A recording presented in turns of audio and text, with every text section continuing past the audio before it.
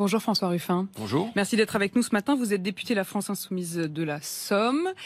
Et je voudrais que vous regardiez avec nous cette vidéo qui a été diffusée cette nuit par le journal Le Monde et par le Huffington Post. C'est une nouvelle vidéo complémentaire de celle qu'on avait déjà découverte hier. Un autre moment, un autre point de vue, mais la même manifestation du 1er mai. Vous voyez, entouré en rouge, c'est Alexandre Benalla qui traîne donc une jeune femme au sol et puis qui, comme vous le voyez, l'immobilise. Elle se plaint, il va continuer à la violenter avant d'aller ensuite frapper un homme, vidéo que l'on a donc vue hier. Est-ce que ce que l'on voit sur ces images, François Ruffin, ça correspond à un comportement inacceptable? C'est l'expression qui avait été utilisée hier par le porte-parole de l'Élysée, Bruno Roger Petit. Est-ce que c'est le terme adéquat? Je pense qu'on est dans une situation qui est inimaginable. C'est-à-dire que un militant viendrait me raconter qu'un collaborateur de l'Élysée, là, un directeur adjoint de cabinet,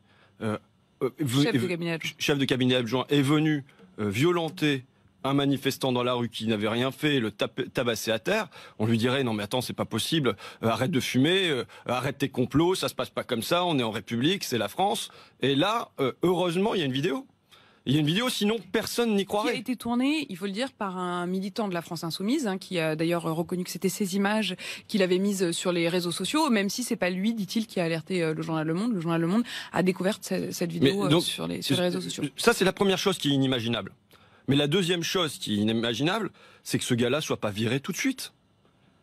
Pourquoi il n'est pas viré tout de suite? Mais pourquoi il n'est pas viré tout de suite? Je pense que parce que il y a un sentiment de toute puissance macronienne pour moi. C'est Jupiter, c'est le roi Soleil, et donc il y a comme un ruissellement de la toute puissance.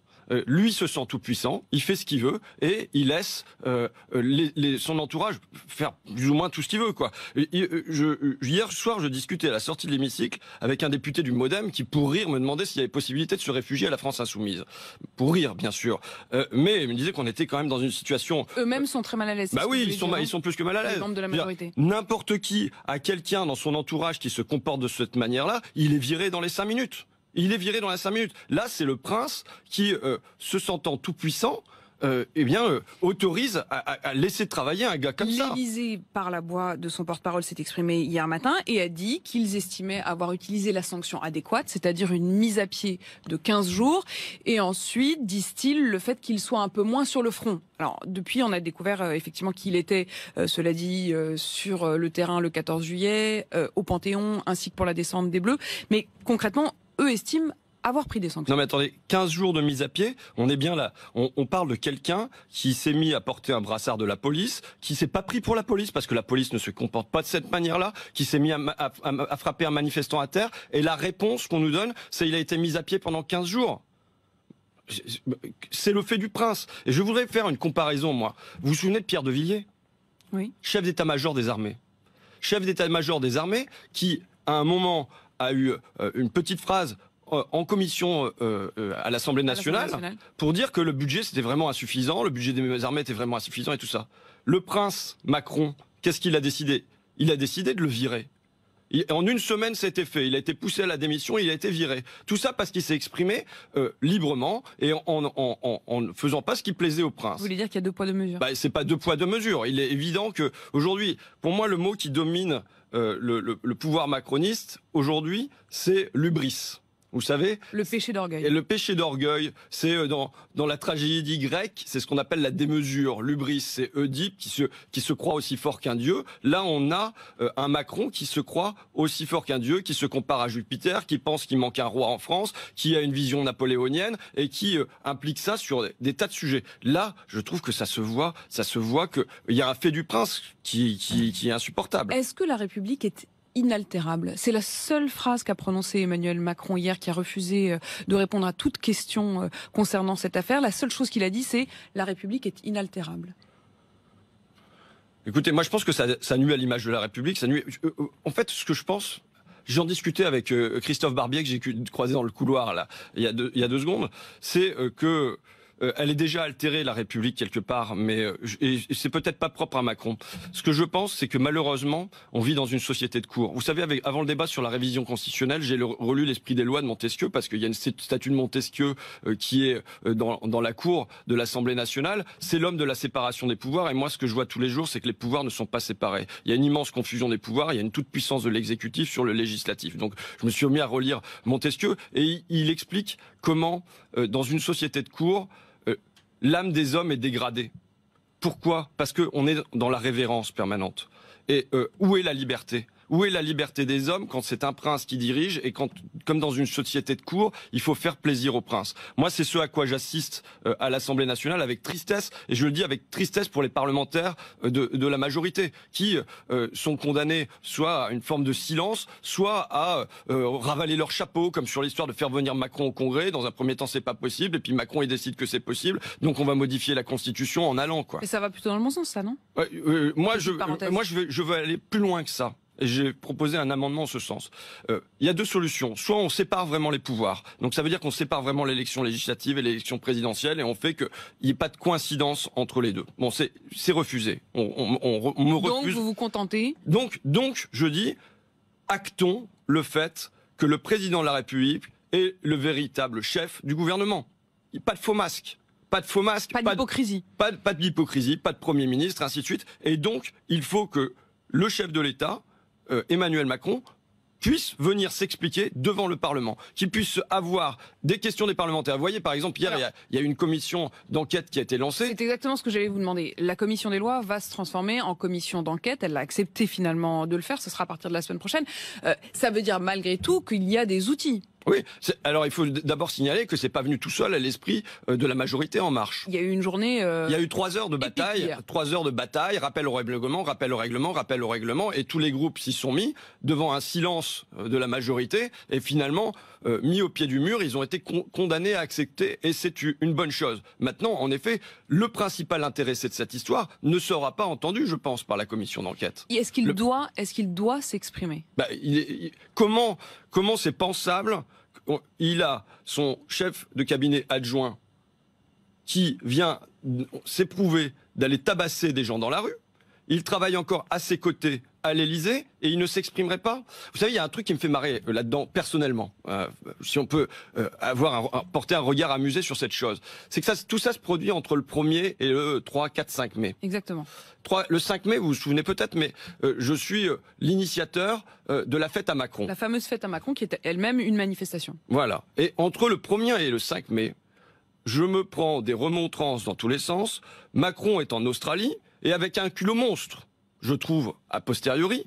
Il vient me donner la leçon depuis l'Australie sur le fait que c'est un appel à une manifestation violente, que les Collomb, Darmanin, Philippe, Griveaux, ils vont se relayer tous pour dire que c'est un appel à la violence, quand bien moi j'ai tout fait à ce moment-là en discussion avec la préfecture de police pour que ça se passe de la manière la plus pacifique possible, et c'est ce qui s'est produit à l'arrivée. Mais pendant tout ce temps-là, ces gens-là sont venus me dire que moi je montais des appels à la violence. Quand ils avaient dans le bureau à côté, ils gardaient dans le bureau à côté, à l'Élysée, au sein même quand même du palais, qui est le palais du président de la République, ils gardaient un violent. Et un violent dont c'est prouvé. Et en plus, qu'il n'en était pas à son premier fait d'armes. Il le garde auprès de lui. Et en même temps, ils ont l'indécence, parce que c'est de l'indécence, de m'accuser, moi, de monter des manifestations violentes. Là, les violents, ce sont eux qui gardent à leur côté des violents. Est-ce qu'ils sont encore légitimes aujourd'hui, justement, à pouvoir répondre à ce que vous leur dites, puisque vous estimez qu'au fond, ils ne jouent pas le jeu, ils font 2 poids 2 mesures? C'est même plus 2 poids 2 mesures. C'est que on est dans une situation qui est complètement lunaire aujourd'hui, mais je pense que vous le mesurez. On est dans une situation lunaire où un homme dont il est prouvé qu'il a été violent, gratuitement, il y avait aucune légitime défense, il n'y avait rien du tout, il n'y avait aucun motif, continue à travailler aux côtés du président de la République à l'Élysée. Il est sur les Bleus aux Champs-Élysées. C'est pas tenable pour Monsieur Benalla, mais il faudrait se demander, pour moi, de quoi c'est symbolique. De quoi? Qu'est-ce que ça dit? Pour moi, ça dit quelque chose de la toute-puissance, de la démesure, de l'hubris du président de la République, qui ne se rend plus compte que... Mais je dirais que c'est une indécence que je retrouve sur d'autres thèmes, moi.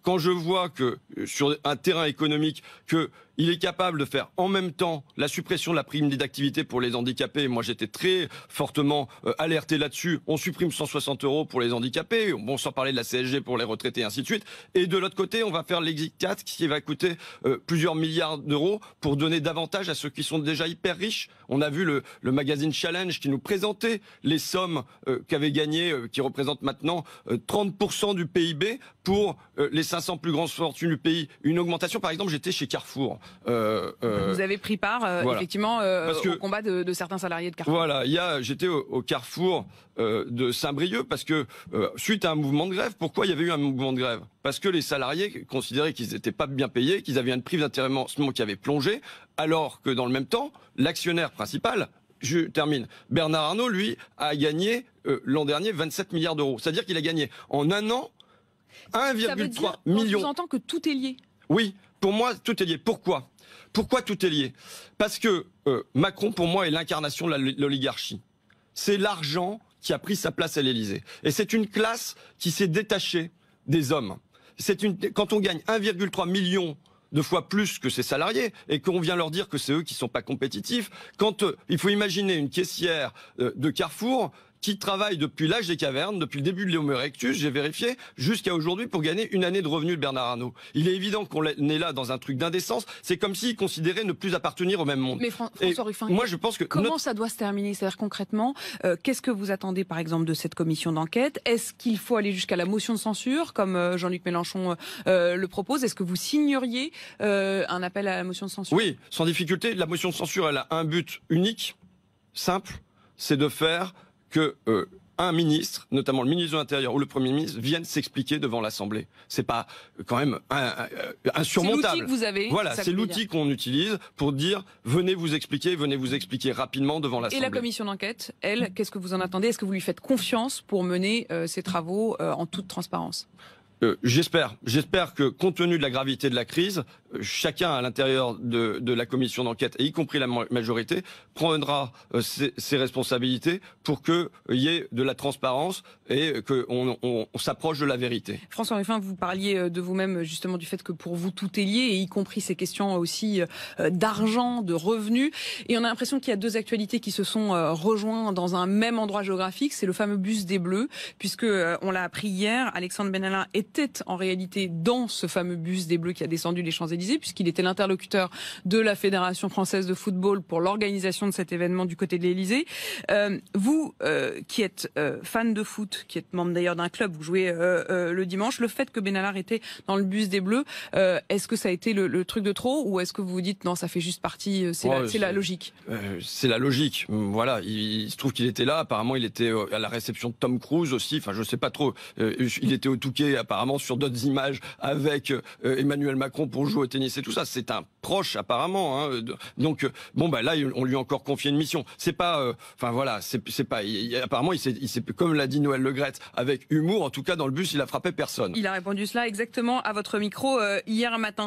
Une dernière question justement sur le foot. Est-ce que ils auraient dû, est-ce que vous avez partagé la frustration notamment de ces fans qui étaient là depuis des heures, qui auraient espéré voir les Bleus? Est-ce que vous estimez que les Bleus n'ont pas donné suffisamment Est-ce que c'est les Bleus ou est-ce que c'est la procédure qu'on leur a demandé de suivre? Est-ce que franchement c'était pas eux qui conduisaient le bus, hein, c'était pas Mbappé qui conduisait le bus, donc en tout cas c'est pas non plus Alexandre Benalla. Non, et donc c'est pas leur responsabilité. Est-ce qu'on leur a demandé de presser le pas puisque c'est ce qu'ils chuchotent pour qu'ils arrivent plus vite à l'Élysée et pour qu'ils puissent faire l'ouverture de 20h en compagnie d'Emmanuel Macron? Voilà. Mais est-ce qu'ils doivent reverser 10% de leur prime à leur club d'origine, comme le demande une tribune aujourd'hui dans Libération? Pourquoi pas? Ça peut être un signe qui est envoyé, qui est un signe que, justement, moi je pense qu'aujourd'hui l'objectif c'est de ramener l'oligarchie sur la terre humaine. Vous savez, quand les héros antiques sont frappés de démesure, il leur arrive un malheur qui les ramène sur terre. Eh bien, j'espère que